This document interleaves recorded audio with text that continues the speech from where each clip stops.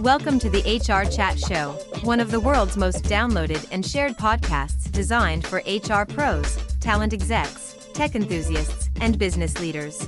For hundreds more episodes and what's new in the world of work, subscribe to the show, follow us on social media, and visit HRgazette.com. Welcome to another episode of the HR Chat Show. Hello, this is Bill Banham, your host today. And joining me on today's episode is Al Kingsley. Al is a well-known person in ed tech who's always innovating, sharing, and learning. Al has a big social media following, has written 3 books around ed tech and governance, and has led net support for over 30 years. Oh, and he's also a MAT chair. Hey, Al, welcome to the show today. Hello. Lovely to be here, Bill. So beyond my reintroduction there, Al, why don't you take a minute or two, because you've got so many hats, you do so many things. I'm sure I've missed loads of stuff there.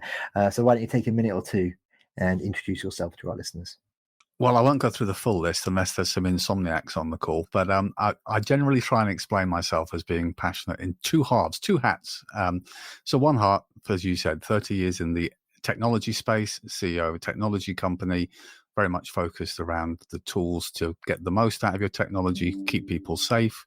Alongside that, I also chair the British Education Suppliers Association, which is a group of tech companies within that subset.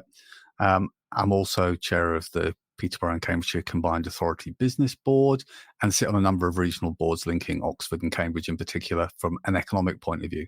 My other side of my hats is I'm really passionate about education. So best part of 20 years in governance and working with schools. Chair, as you say, multi-academy trust, previously alternative provisions, specialist provisions. And I sit on the board for the Department for Education for the East of England, supporting academies in the transformation in our area. There's lots of other bits I'm passionate about, but those are the most important bits, probably, Bill. And what is your secret superpower, Al? I learned very quickly to recognize that with 2 eyes, 2 ears, and 1 mouth, I should use them in appropriate proportions. That's a great answer. My answer, it tends to be, I can play the didgeridoo. That's a much better answer. I like that. Okay, very good. We're going to talk more about the alternative provision piece later on, because we have a marvelous mutual connection. But before we get there, let's talk about some of the things you get up to then. Let's start with net support. Net support solutions have secured over 300 industry awards and include IT asset management, remote control, classroom management, and various other things. Tell us more. Well, I mean, it's a bit of a journey. Let's go back to the days of DOS, for those of you who are old enough listening to remember DOS. In the very early days, with a modem, one of the most important things we could do with technology is save time. So if your computer was having a problem, you either sent somebody up the motorway in a car to fix the problem, or you developed technology, as we did, remote control technology, that meant you could connect over a digital connection and see the screen and keyboard and actually interact and fix a computer. Roll that on a few years, and the idea of being able to see the screen of a computer 100 miles away also transformed into you could see 30 screens 10 feet away. And that was the advent of classroom management, basically keeping children safe in the way they use technology in the classroom. Since then, we've evolved all sorts of functionality to help teachers keep children on task, test and quiz them. Most importantly, in this new digital age, keeping them safe online, monitoring what they're doing online, making sure that they're not placed at risk. And when they are, we prevent them going to inappropriate sites and content. And then the bigger picture is, schools and businesses spend a fortune on technology. And particularly now we have hybrid working and our staff in all different places. We very much focus on the technology that keeps staff productive by making sure their technology is up to date, it's working effectively, securely, safely, and beyond. So all the tools you need to get the most out of tech. We currently operate in 110 countries around the world, have just over 22 million users of our technology. Head office is just north of sunny Peterborough, but we have some international offices as well. So it's been a real journey growing from a very small business into something much more substantial, but we still very much advocate the community ethos of what we do as a business, and we very much co-produce with the different sectors we work with. So listeners, before we hit record today, Al and I were comparing notes in terms of travels and whatnot. We both have accountants just outside of Toronto. Did you know, Al, there's a Peterborough just outside of Toronto, or they pronounce it Peterborough? I did know that. In fact, they've stolen quite a few UK names because there's a London and a few others in that neck of the woods. I mean, I'm sure they would probably dispute my interpretation there, but I have to say it's a lovely neck of the woods. We have a base just outside of Toronto and one in Atlanta, or just north of Atlanta. So I've spent many weeks and months, in fact, lived in the US for a few years when we established our business over there. So I'm very fond of being the other side of the pond as well as being here in Europe. There we go. They've also got a Scarborough, and about an hour drive from Toronto, you can get to a Norwich, which I appreciate as a canary. Yeah, Al, you also the chair of the business board at the Cambridgeshire and Peterborough Combined Authority, who are one of the big supporters of the Peterborough AI Summit, the first Peterborough AI Summit that we're doing. Me and Giancarlo putting it on in partnership with you guys and with ARU Peterborough. That's happening on June 6th. We've done a couple in Norwich now. The last one we had nearly 200 attendees. It was wonderful. It was at the University of the Arts in Norwich, and now we're taking it on the road. There's also one in Cambridge, June 18th, Milton Keynes in October, and we're looking to take it to London and some other places. Can you give a bit of love to the Combined Authority now? Tell us a bit about them. Absolutely. Well, obviously, in terms of our region, we have a mayoral combined authority that covers the whole of Cambridgeshire and Peterborough. And as part of the function of the combined authority, there is and the same in all different regions around the country, there's what used to be called a LEP, local enterprise partnership, which is in effect the business board. And that business board function is very much about making sure that there is business voice at all stages of the operations that happen within our authorities around the country.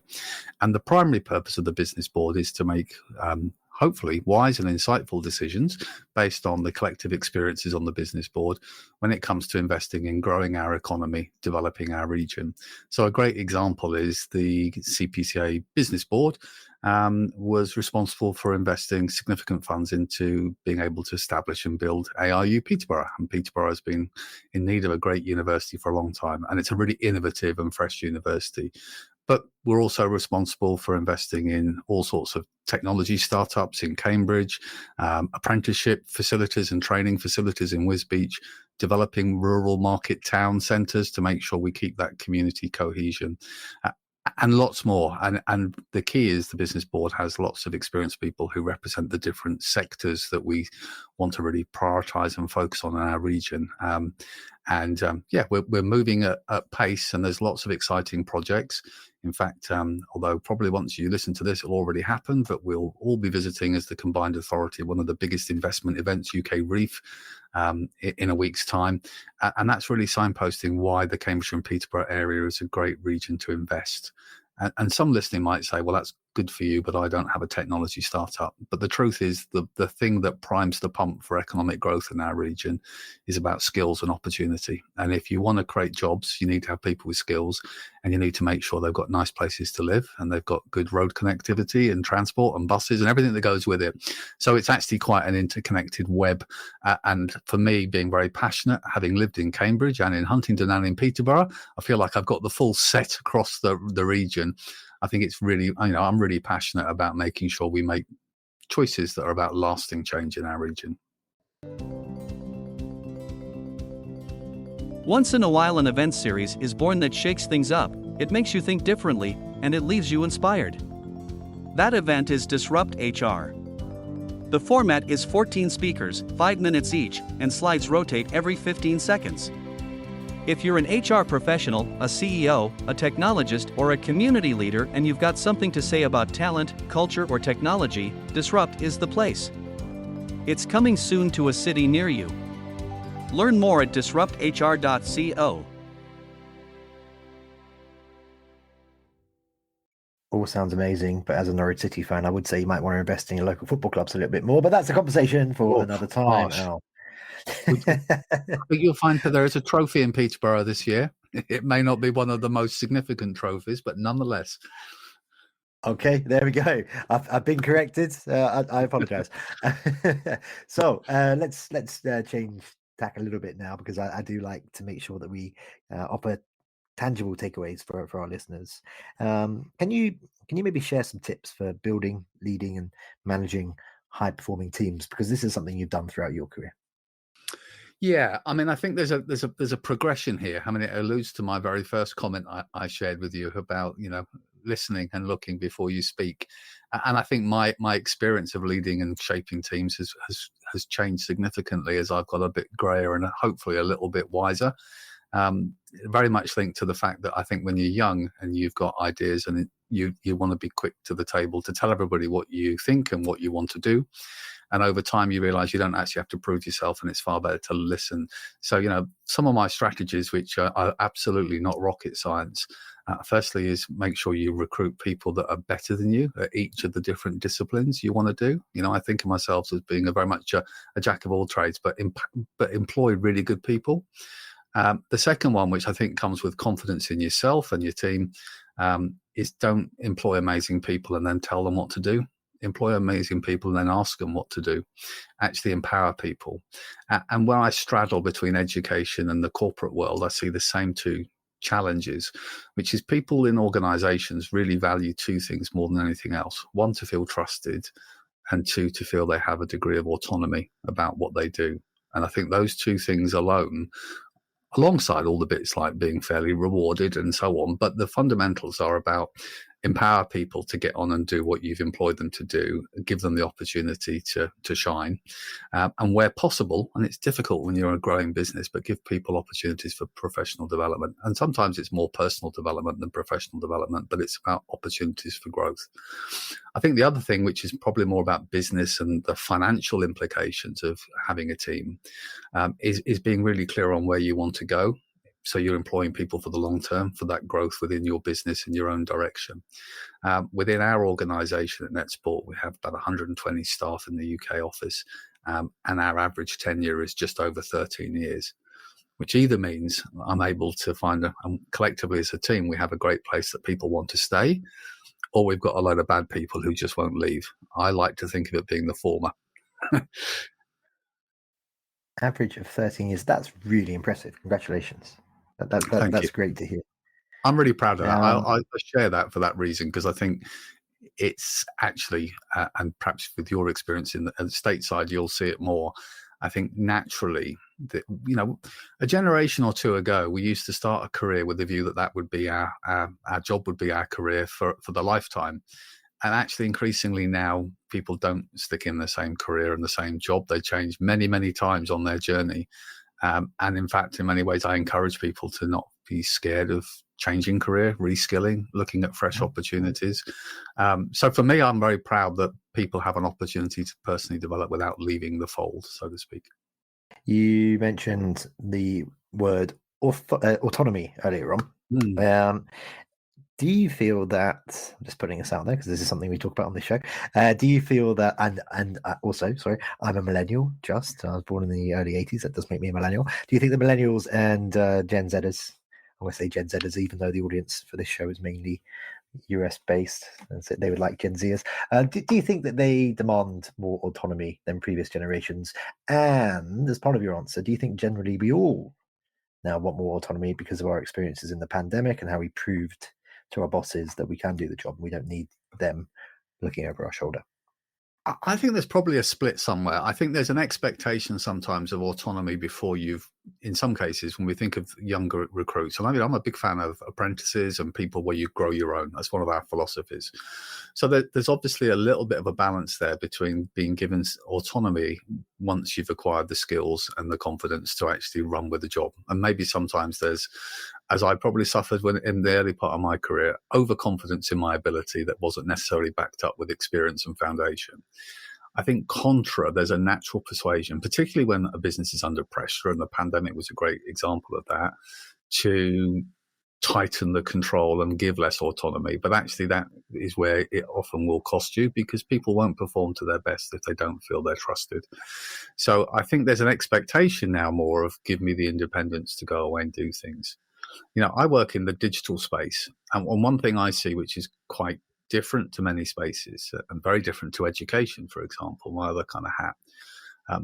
Technology is moving at this crazy pace. We often talk about Moore's law, how things get, twice as quick and half the size every year, and it's exponential. But if you work in the technology space, the concept of if you're in your 50s, you've got more experience and you can deliver better than somebody in the 20s, doesn't necessarily fly anymore, because experience is relative to the tools and the environment you're using. It's changing so fast that actually a 20-year-old can have just as much relevant experience on the technology. Let's take AI, topic that obviously you're very passionate about, and you can say, well, actually, you've only need to have been around the last 18 months to have had a very broad exposure to AI, and probably far more.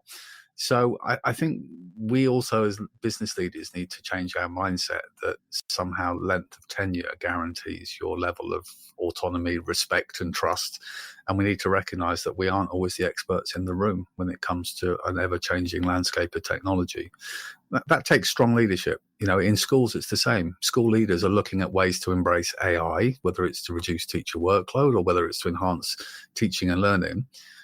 But the people with the most experience are not the senior leaders making those decisions. It's the classroom teachers, the young classroom teachers who've been playing with it the last 18 months, 2 years, and have got lived experience.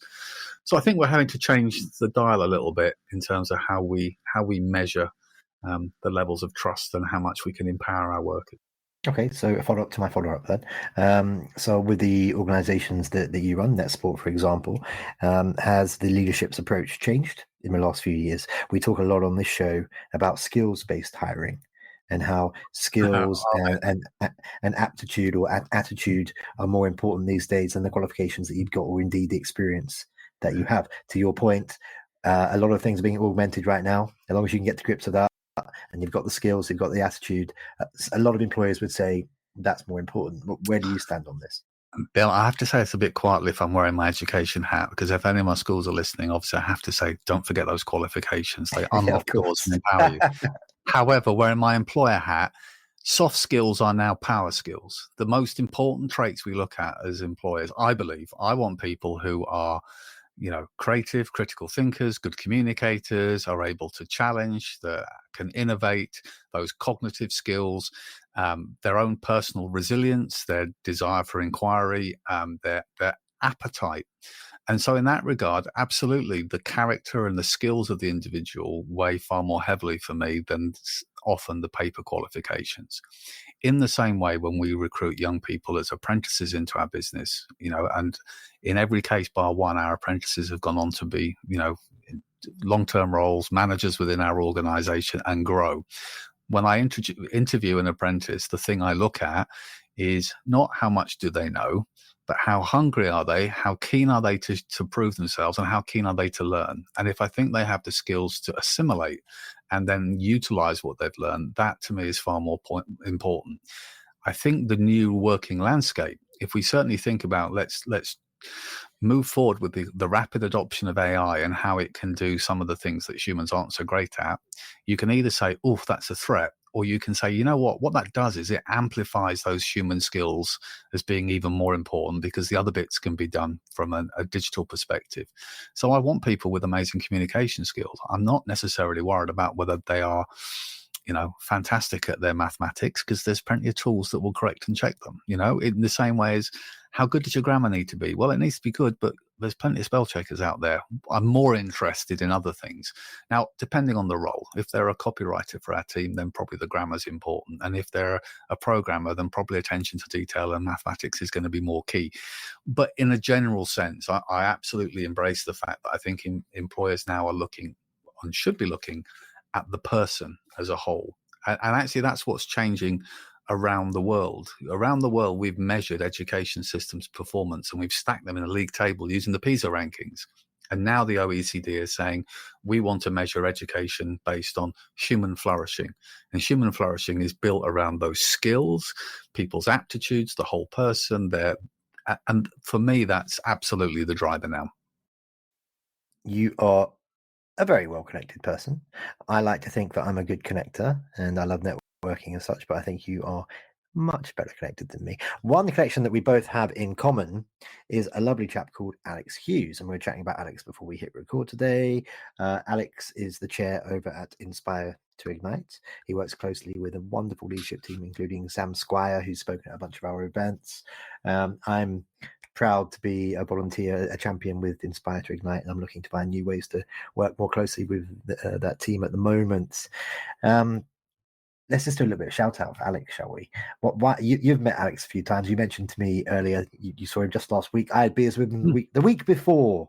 What is it about Alex that you love? What do you like about the mission of Inspire to Ignite, and why is alternative provision important to you? So, I mean, the first thing is I like Alex because he's just a nice chap and he's passionate about what he's trying to do, and that comes out of every pore when you're chatting with him. And I think, genuine people with a real committed voice is something that you can but pay attention to. We met a couple of years ago, and the reason why Inspire to Ignite resonates with me is from my educational journey supporting mainstream schools. One of my roles was asked to step in and support alternative provision in our city, and the alternative provision was very much a place for young people that struggle with mainstream education. Now, sometimes the perception is young people who are in alternative provision are the badly behaved kids, when in reality it's often the young people that have had a challenging and troubling life so far and haven't developed the skills to how to share those emotions and cope with those different things. But if we connect the dots and we say we've got these amazing young people that maybe academically aren't the strongest, maybe they're on a journey when it comes to their own personal development, but most importantly of all, our system is such that many doors are closed because they don't get the paper certificates and the pass rates and the academic qualifications that we might be naturally drawn to. But at the same time, if we take the view of actually thinking about apprenticeships, if we take the view about thinking about what we're actually looking for in the workplace now, we're looking for people with skills, people with personality, people with passion and hunger. And in many cases, the young people that are in alternative provision offer just as much potential to the workplace as any other child that's scored academically highly within the school system. But our system doesn't always provide them with a fair opportunity. The playing field isn't level. And throughout my career working in education, it's all been about, it shouldn't matter where you're born. It shouldn't matter what family you're born into. You should always have a fair and equal opportunity in life. And where I see Inspire to Ignite is saying, look, these young people from the traditional education system have somewhat been put in a siding. And actually, there's an opportunity here to really give them a chance to flourish. There's somebody that's really advocating for them, saying actually they've got something really credible to add. Support and working with businesses to try and provide that pathway for experience so they can showcase what they're about, as well as giving them an opportunity as young people for the first time sometimes to actually acquire skills, qualifications, something that says, you know what, you really are good at this. This is something that you can excel at, and I think in our increasingly digital world and rapidly changing world, there are so many things that we can be amazing at that we shouldn't say just because you don't fit in that narrow window or because choices in life have taken you down a different path, you shouldn't have just the same opportunities. So for an organization that's championing people that just want a chance to prove themselves, want a chance to move on, how can you not but get behind that, Bill? Can't argue with you, Al. I got behind it a while ago. So much, much love to Sam and to Alex on the team. If folks want to see Alex in action, he is co-hosting the Peterborough AI Summit on June 6th at ARU Peterborough. And he'll be involved with the AI Summit in Cambridge a couple of weeks later. And then I'm sure he'll be hanging about with us in Milton Keynes when we're doing an AI Summit down there. So why not come along to one or all of those, please, listeners? Al, before we wrap up for today, how can our listeners connect with you? Well, I'm a bit of a social animal, so you can find me on LinkedIn, Al Kingsley. You can find me on X, Al Kingsley _edu. You can even find me, because I'm really trendy, on Instagram as Al Kingsley as well, if you really want to, or head over to alkingsley.com. And if you're interested in the technology we do, please do head over to netsportsoftware.com. Check us out. Perfect. Well, Al, this has been an honor. I've appreciated your time today. Thank you. My We pleasure. need to get together in person soon, I hope. Let's shoot for Milton Keynes and do some AI together. Done. Okay, do you hear that, listeners? We've got him on record. Boom. Okay. Until then, Al, thank you very much for being my guest today. My pleasure. Thanks. And listeners, as always, until next time, happy working. Thanks for listening to the HR Chat Show. If you enjoyed this episode, Why not subscribe and listen to some of the hundreds of episodes published by HR Gazette? And remember, for what's new in the world of work, subscribe to the show, follow us on social media, and visit hrgazette.com.